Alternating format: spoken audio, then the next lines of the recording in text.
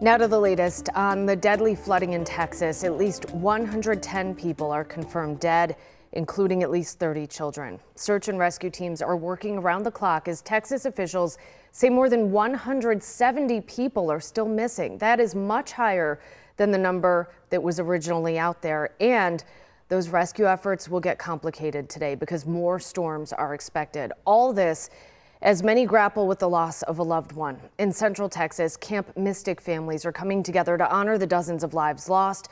The summer camp was at the center of the devastating flood where 27 campers and counselors were killed. In the wake of the devastating floods in Texas, Western New Yorkers are stepping up to lend a hand. 8 Days of Hope is just one of the groups trying to come up with a plan to support families. Two on Your Side's Natalie Foss is joining us from the newsroom this morning with more details. Good morning, Natalie.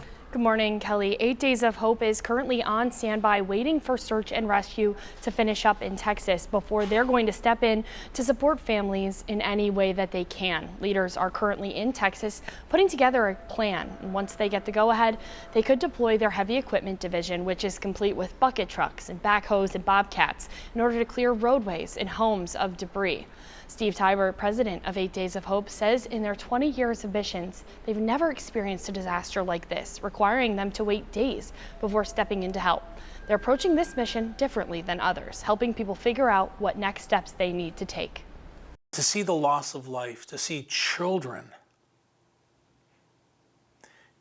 you know, that I don't care how many times you've done what we do, it shakes you a little bit.